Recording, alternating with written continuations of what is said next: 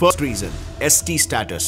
तो देखो, इन प्रोटेस्ट के होने के 3 मेजर रीजंस में से ये पहला सबसे इंपॉर्टेंट रीजन है। बात कुछ ऐसी है ना, 1949 में जब मणिपुर को इंडिया में इंक्लूजन दिया गया था, तब माइतीज के एसटी स्टेटस को निकाल दिया गया था, क्योंकि तब वो एक मेजॉरिटी कम्युनिटी थी। लेकिन आज वही अपने स्टेट में इनसिक्योर फील कर रहे हैं, क्योंकि उनकी पॉपुलेशन के नंबर्स श्रिंक होते जा रहे हैं, जो आप इस ग्राफ को भी देखकर समझ सकते हो। और कुछ इसी वजह से scheduled tribe demand committee of Manipur 2013 से माइतीज के एसटी में इंक्लूजन के लिए पेटिशंस लिख रही है, जो अब जाकर कहीं 10 सालों बाद हाई कोर्ट ने कंसिडर करना शुरू किया है। अब माइतीज के स्टेटस के मांग के पीछे कुछ स्पेसिफिक रीजंस है, जिसे हमने वैसे पहले तो डिस्कस किया था, लेकिन यहाँ पर थोड़े स्पेसिफिसिटी से डिस्कस करते हैं। अब माइतीज के स्टेटस की मांग के पीछे कुछ बड़े रीजंस हैं। वो अपने एंसेस्ट्रल लैंड्स और आइडेंटिटी को सेफगार्ड करना चाहते हैं। जैसे मैंने पहले भी बताया था, इस एसटी स्टेटस से उन्हें कई बेनिफिट्स मिलेंगे, जैसे नंबर 1 एजुकेशन और एम्प्लॉयमेंट में रिजर्वेशन, नंबर 2 गवर्नमेंट के द्वारा फाइनेंशियल असिस्टेंस थ्रू ट्राइबल सब प्लान्स, और नंबर 3 अपने ट्रेडिशनल लैंड्स का प्रोटेक्शन। मगर वहीं पर कुकीज इस डिसीजन को यह कहकर अपोज कर रहे हैं कि माइतीज को खुद मेजॉरिटी रहकर कैसे एसटी स्टेटस देना चाहिए, क्योंकि इस स्टेटस के बाद उन ट्राइबल कम्युनिटी वालों के पास कोई रिजर्वेशंस और बेनिफिट्स नहीं रहेंगे जो वाकई में इसके हकदार है। और तो और उन माइतीज को ऑलरेडी एससी और ओबीसी का स्टेटस दिया गया है। कुकीज ये कहते हैं कि इतना सब होने के बावजूद भी माइती कम्युनिटी के लोग सोशल, पॉलिटिकल, एजुकेशनल और इकोनॉमिक पैरामीटर्स में ऑलरेडी वेल प्लेस्ड है, तो क्यों उन्हें एसटी स्टेटस देकर ट्राइबल कम्युनिटी वालों के अपॉर्चुनिटीज को कम किया जाए। दूसरा मेजर रीजन है लैंड राइट्स मिलना। माइतीज मेजॉरिटी होते हुए भी वो अपने स्टेट में लैंड्स नहीं ले सकते। बात कुछ ऐसी है ना कि 1960 के लैंड रिफॉर्म एक्ट के तहत हिली डिस्ट्रिक्ट के एरियाज में सिर्फ ट्राइबल कम्युनिटी के लोग ही जमीन ले सकते हैं। लेकिन अब रिसेंटली स्टेट गवर्नमेंट ने एक जॉइंट सर्वे कंडक्ट किया था, जिसके अकॉर्डिंग उन लोगों को या गांवों को एविक्ट किया जाएगा जो भी फॉरेस्ट रिजर्व्स में इलीगली सेटल हुए हैं। इसका रीजन बताते हुए गवर्नमेंट ने ये स्टेट किया कि ये एक्शंस उन लोगों के लिए है जो एक्स्ट्रा इनकम के लिए इलीगली पॉपी कल्टीवेशन करते हैं। उनके मुताबिक ये सारे इलीगल बिजनेसेस कुकी कम्युनिटी के मिलिटेंट्स करते थे, जो गोल्डन ट्रायंगल में ड्रग्स भेजने में हेल्प करते हैं। गोल्डन ट्रायंगल एक इनफेमस ओपियम प्रोड्यूसिंग रूट है जो म्यांमार, थाईलैंड और लाओस को जोड़ता है, और इन्हें हेल्प करती थी मणिपुर और म्यांमार के बीच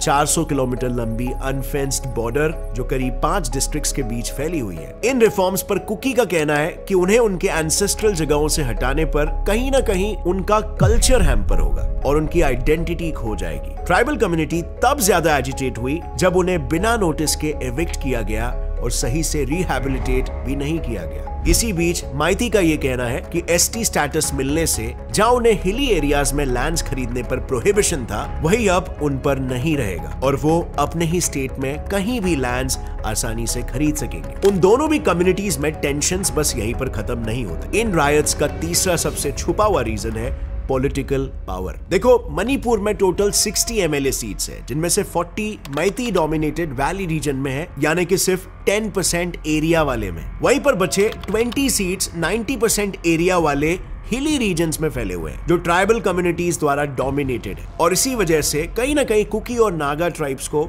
एक sense of loss of power feel होता है, और उन्हें ऐसा लगता है कि गवर्नमेंट माइती गवर्नमेंट के साथ मिलकर उन ट्राइबल कम्युनिटीज को मार्जिनलाइज कर रही है। इनफैक्ट कई जगह पर तो आप ये भी देखोगे कि इस इशू को एक रिलीजियस एंगल भी दे दिया जा रहा है। 11 अप्रैल को जब लैंड रिफॉर्म्स के एविक्शन ड्राइव में कुछ चर्चेस को डिमोलिश किया गया था, तब ये अफवाह भी फैल गई थी कि गवर्नमेंट सारे क्रिश्चियन चर्चेस को तोड़ रही है, और ये इसीलिए भी क्योंकि सीएम बिरेन भी माइती ही है।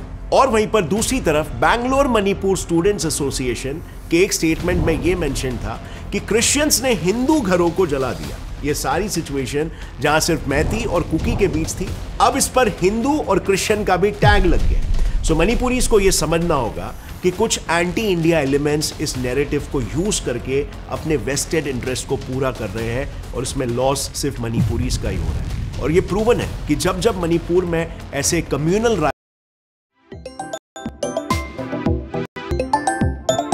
ग्रुप्स तैयार हुए ही हैं, जैसे 1990s में कुकीज और नागास के बीच कॉन्फ्लिक्ट्स हुए थे, तब भी इन ट्राइब्स के कई सारे इंसर्जेंट ग्रुप्स पैदा हुए थे, naming Kuki National Army, Kuki National Front, Kuki Revolutionary Army और यूनाइटेड कुकी लिबरेशन फ्रंट। वहीं जब 1993 में हिंदू मुस्लिम कॉन्फ्लिक्ट हुआ था, तभी से एक Islamist group United liberation front भी सामने आया था। स्टेट में जब जब क्राइसिस होते हैं, उस स्टेट की इकोनॉमिकल और पॉलिटिकल सिचुएशन तो खराब होती ही है, लेकिन कई ऐसे इंसर्जेंट ग्रुप्स भी तैयार हो जाते हैं। और इसीलिए इसमें मेरा पर्सनल ओपिनियन ये है कि गवर्नमेंट को जल्द से जल्द इन इंसर्जेंट ग्रुप्स के साथ पीस अकॉर्ड साइन करके इन्हें सरेंडर करवा देना चाहिए, और जो ग्रुप्स मानने के लिए तैयार नहीं है, उन पर हेवी मिलिट्री क्रैकडाउन करके नॉर्थ ईस्ट में पीस लाना चाहिए। आपकी क्या राय है इस विषय में, नीचे कमेंट्स में बताना।